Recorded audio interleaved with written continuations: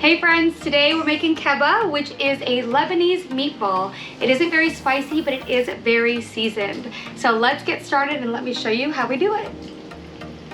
To get started with our kibbeh, we have to get our bulgur wheat soaking, and this should soak for about 15 to 20 minutes. So as you can see here, I have about 2.5 cups of bulgur wheat in my bowl, and we're gonna pour some water over it until it's just above the bulgur wheat itself, because it is gonna soak up some of that water. So you wanna make sure you have enough water so that it doesn't totally dry out.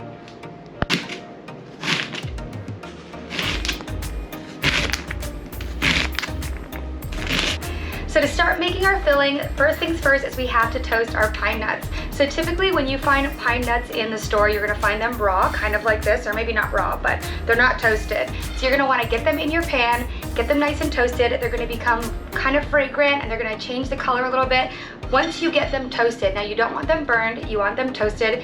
Once you get them toasted, you can take them out of this pan and then start the rest of the process, which we'll show you in just a second. Once you've got your pine nuts all toasty, it's time to make the rest of the filling. So we're gonna start by sauteing our onions. Add a little bit of olive oil to the pan.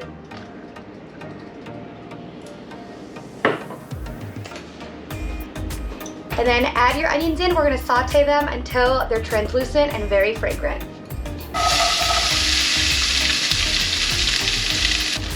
Once your onions have softened, it is time to get the ground beef in there. Again, you can also use lamb. I'm just not very comfortable cooking with lamb, so I use ground beef instead. And trust me when I say it tastes just as good. So we're gonna add our ground beef in here and cook that until it's cooked all the way through.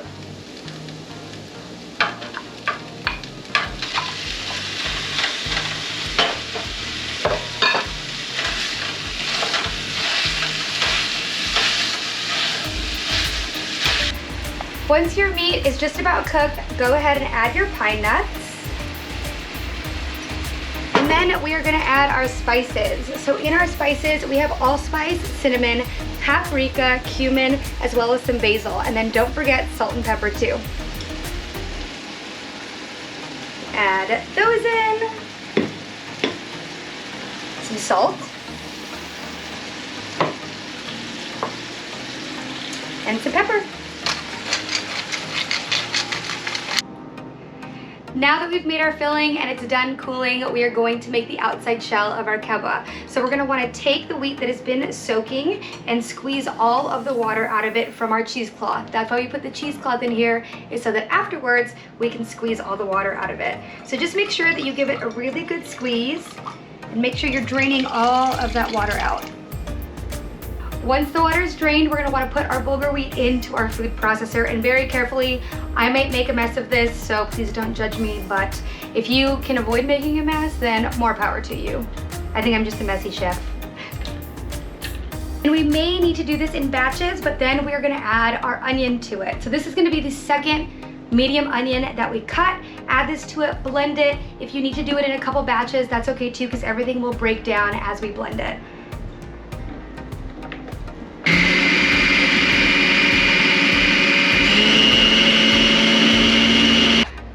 Once our bulgur wheat and onion is done processing, we can put it in a separate bowl and off to the side. So we're just gonna take it out here. So we're gonna use 1.5 pounds of ground beef. Our spices here, once again, we have cinnamon, allspice, cumin, coriander, basil, and paprika. A little bit of salt, and a little bit of pepper. And then blend this until everything is really smooth. Once you have all your meat mixed together with all your spices, you're then gonna take it out of the food processor, and we're gonna put it in the same bowl with our bulgur wheat, and we're gonna give it a really good mix so it almost forms a dough.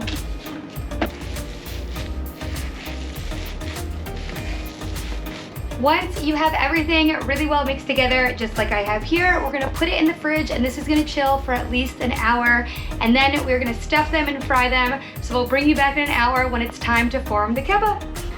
Once it's time to shape your kibbeh before you put them in the oil, you're gonna wanna make sure that you have water, the outside of your kibbeh as well as the inside of your kibbeh. So you're gonna wanna make sure that you have your hands wet at all times for this process, because you don't want anything to stick to them.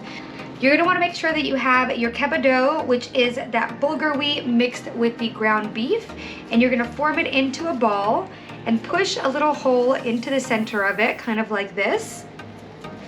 And then we are going to fill it. And you wanna make sure that you get the sides as even as possible because we're gonna form these into almost kind of meatballs. And once you have it pinched that way, take a little bit of your filling, pour the filling in there, making sure not to overstuff it. And then we're gonna pinch that together so that you're just left with the outside, which again is that bulgur wheat and your ground garlic. And make sure that you have a really good seal on it, and then they're gonna look like tiny little footballs, like so. Once you get your oil hot enough, which should be about 350 degrees, you can then put your kibbeh balls inside of the oil, and these are gonna fry for about 2 to 3 minutes each side until they reach a really nice golden color. So I would only do maybe 3 to 4 at a time if you have a pan that's this big, just because we don't wanna overcrowd it and burn anything.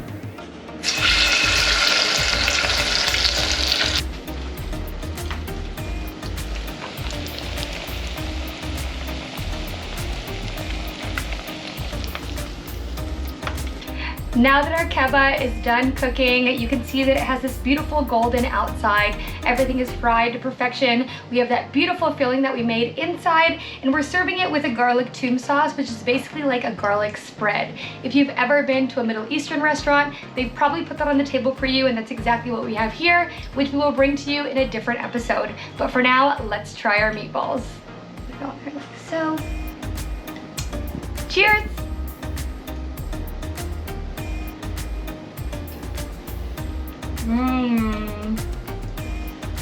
It's got a super nice crunch. It's super crispy on the outside, so tender on the inside. There are so many flavors in there. You can taste all of the spices.